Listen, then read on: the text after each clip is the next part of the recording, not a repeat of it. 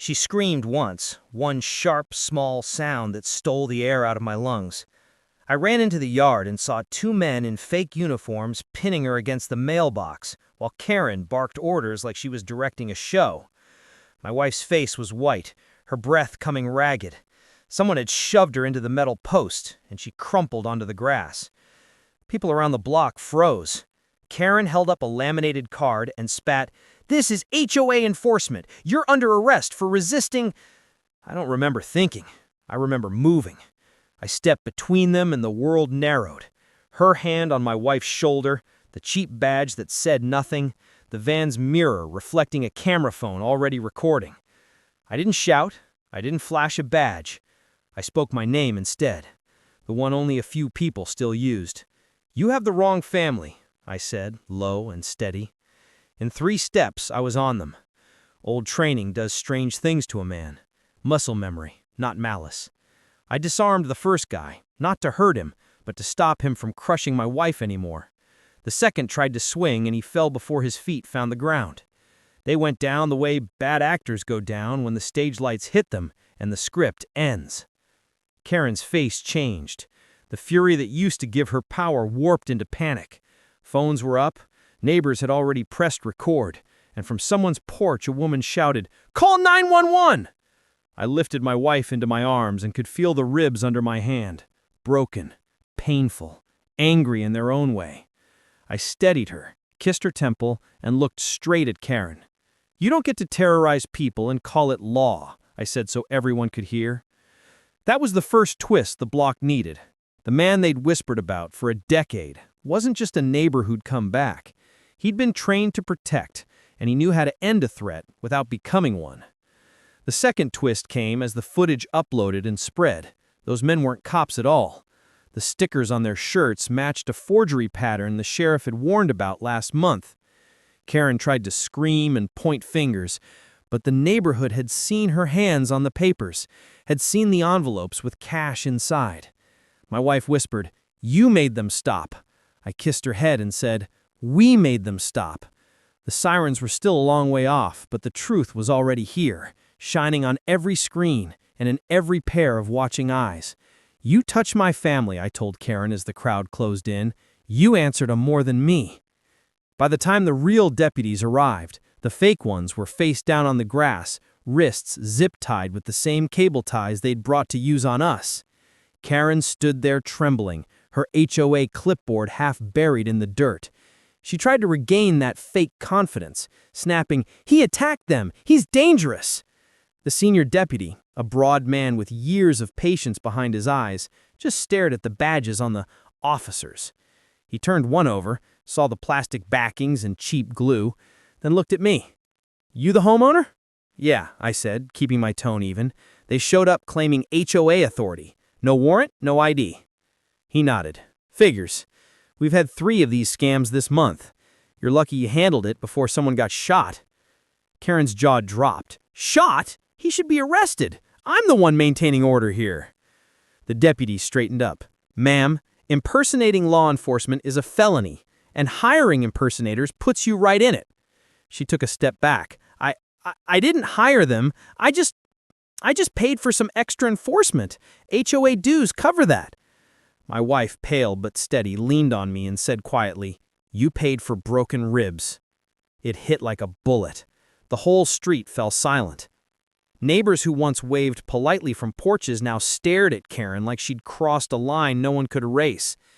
The deputy motioned to his partner. "Take their statements, get the medics for her." Karen made one last desperate grab for control. "He attacked them! He's dangerous!" I didn't need to say a word. The neighbor across the street held up his phone, still recording. "Got the whole thing, officer," he said. "She ordered those guys to grab his wife, said she was setting an example." The deputy's jaw tightened. "We'll take that footage."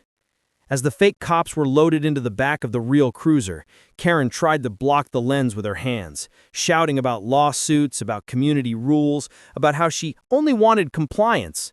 Nobody listened. I held my wife's hand while the medic checked her ribs. "You're gonna be okay," I whispered.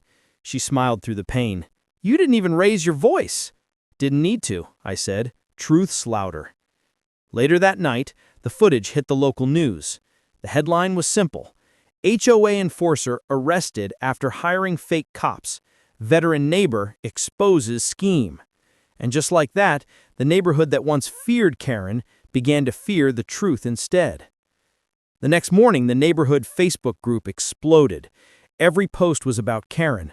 Screenshots of her messages, videos of her ordering those fake cops around, even receipts from her security fund, all exposed within hours. People who once sided with her now turned against her fast. One comment summed it up best. She said she was protecting us. Turns out she was paying criminals. But the HOA board wasn't about to let the story destroy them too. By noon, I got an official letter in the mail, stamped, sealed, and ridiculous. Dear Mr. Mitchell, due to your violent confrontation with HOA enforcement personnel, you are hereby fined $75,000 and required to vacate the property pending review. I laughed, out loud. My wife, resting on the couch with her ribs wrapped, looked at me. They can't be serious. Oh, they're serious. But so am I. I called the sheriff directly, the same one who'd been at my door last night. He picked up with a sigh. Let me guess. HOA is trying to play lawyer again? Exactly, I replied. They just fined me $75,000 for defending my wife. He chuckled, but not kindly. Forward that letter to me. I'll have the DA take a look. Impersonation, assault, extortion. Looks like a full house to me. When I stepped outside, Karen's car was gone, but her porch light was still on. Someone had vandalized her mailbox, spray-painted the word liar across it. The neighborhood was done protecting her. That afternoon, I walked into the HOA office myself. 3 board members sat stiff at the table, papers scattered everywhere. None of them met my eyes. You people sent me that fine? I asked. The chairman cleared his throat. Mr. Mitchell, emotions are high right now. We simply need to... I cut him off. You need to lawyer up. You hired a woman who broke into my property and paid fake cops to assault my wife. I'm pressing charges, and the sheriff already knows. One of them, the youngest, looked pale. We didn't know, sir. Karen handled all enforcement. Then maybe you should have known, because ignorance won't save you this time. Before I left, I put the letter back on the table and added a short note. You tried to fine me $75,000. I'm about to make sure you lose $7 million. Their faces froze, and as I walked out, I could hear one of them whisper, He's serious, isn't he? Yeah, dead serious.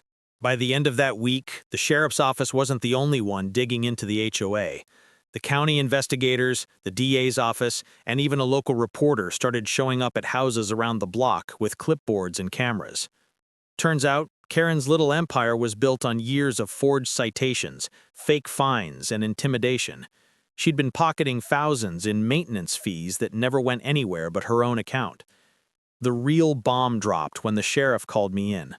He slid a folder across the table, tapping one photo in particular. Karen, shaking hands with a man in a fake security uniform, a stack of envelopes between them. We pulled this from one of the cameras you installed years ago, he said. You didn't know it was still active? I smiled. Forgot about that one. Guess it remembered me. He grinned. You just handed us everything we needed. The next morning, the HOA office was taped off. Under investigation signs hung on the doors, and Karen's house sat empty.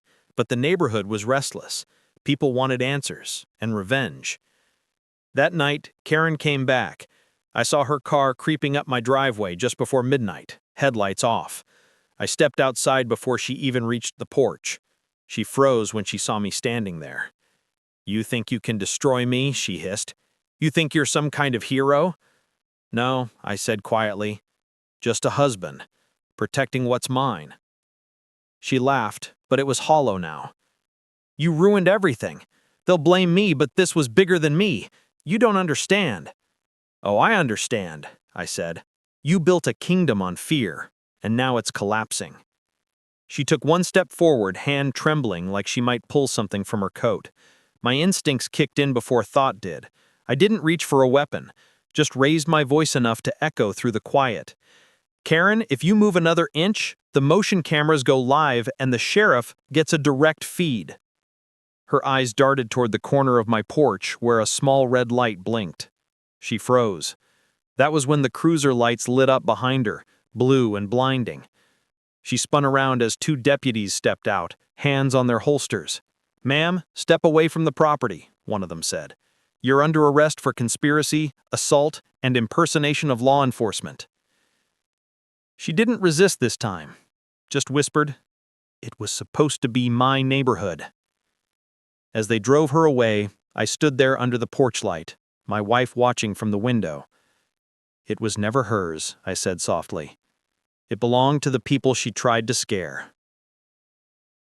That video went viral the next morning. The image of her being taken away while I stood on my porch, arms crossed, calm as ever. The caption someone added said everything I couldn't. "You don't mess with a Navy SEAL's home. Ever." The courthouse was packed. News crews lined the steps, neighbors filled every bench, and, for once, nobody came to defend the HOA. The air buzzed with whispers. "That's the guy, the Navy SEAL." And flashes popped as I walked in beside my wife, her arm still in a sling, but her chin held high. Karen sat at the defense cable, hair flat, eyes hollow. Gone was the queen of the cul-de-sac. She looked like someone who'd finally realized the crown was fake all along. Her lawyer, a man who clearly hadn't been paid enough for this disaster, kept shuffling papers like he could hide behind them. The judge, an older woman with a voice that could cut glass, didn't waste time. "We're here because this HOA, under Miss Karen Whitmore's direction, knowingly hired individuals impersonating law enforcement and caused bodily harm. Do I have that correct?" Karen's lawyer stood, voice trembling slightly. "Your Honor, my client was misled. She believed the officers were legitimate." The judge raised a hand. "We've all seen the footage. Sit down." The prosecution didn't pull punches. They brought out receipts, videos, text messages, every lie Karen had told, now playing out in front of the people she'd ruled over for years. Then came the twist. The DA turned to me. "Mr. Mitchell, could you confirm your previous occupation for the record?" I nodded. "Chief Petty Officer, Navy SEAL Team 4, retired." A ripple went through the room. Karen's head snapped up. She whispered something to her lawyer, but he just shook his head. The DA continued. "And can you confirm that you had a security system on your property linked directly to a military server for training documentation purposes?" "Yes," I said. "I forgot it was still active. It recorded everything, from the moment they stepped on my land." The screen behind him flickered to life. The footage played in silence. Karen shouting orders, the fake cops forcing my wife down, and then the moment I stopped them cold. The timestamp in the corner glowed bright. The judge leaned forward. "This was sent to the sheriff's office in real time?" "Yes, ma'am. Military-grade cloud system. Can't be deleted, can't be edited." Karen's face drained of color. She realized in that moment there was no escape. The system she'd mocked, the one she said didn't belong in her neighborhood, had just sealed her fate. The verdict came fast. Guilty, on all counts. The HOA board was dissolved by the court, and restitution was ordered for every family she'd find illegally. As the bailiff led her away, Karen turned to me. "You could have just moved away." I shook my head. "You should have." The reporters swarmed the courthouse steps. One of them shouted, "Mr. Mitchell, any words for the people watching?" I looked straight at the camera and said quietly, "Freedom means nothing if you don't defend it, even on your own front lawn." That clip aired on every local station before the sun went down, and by nightfall, half the country knew exactly what happens when someone mistakes a veteran's peace for weakness. Weeks passed, and for the first time in years, the neighborhood felt quiet. Not the fake calm Karen had forced, the kind where people mowed their lawns in silence, afraid to talk, but real peace. Kids were back on their bikes, neighbors waved again, the for sale signs came down one by one, and the place started to look like a community instead of a battlefield. Karen's house sat empty, but people said the new owners were a young couple, both veterans, who'd seen the story on the news and decided to move in. Figured this neighborhood could use folks who believe in standing their ground, they told me with a grin. The HOA was gone, officially dissolved. The county transferred control of everything, the funds, the bylaws, even the park, back to the residents. When they asked me to take the chair position of the new neighborhood council, I said no at first. My wife, though, smiled and said, "Maybe it's time we stop fighting the system and start building one." So we did. Every Saturday, a few of us met at the park that Karen once called her private project. We cleaned, painted, rebuilt the benches she'd torn down for violating aesthetic rules. A retired teacher started planting flowers again. Someone even brought barbecue grills for the weekends. But there was still one last twist. One morning, a certified letter arrived at my door from the county clerk's office. Inside was a document that made me laugh, a transfer of property notice. The farmland behind my home, the one Karen had spent years claiming was community space, was actually mine.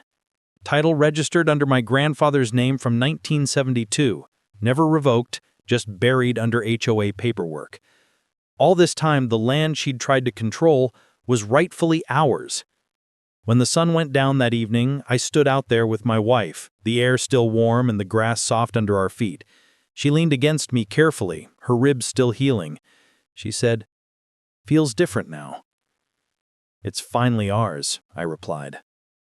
The next morning, I built a small wooden sign at the edge of the property. Not polished, not fancy, just honest. It read, "This land doesn't belong to an HOA.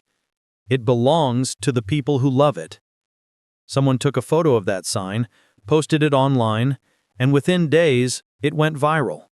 Not because of the fight or the fallout, but because of what it meant. For once, a story about power didn't end in bitterness, it ended in freedom. The last line that people kept sharing said everything I wanted to say. They broke the peace of our home, but they taught us how to protect it forever.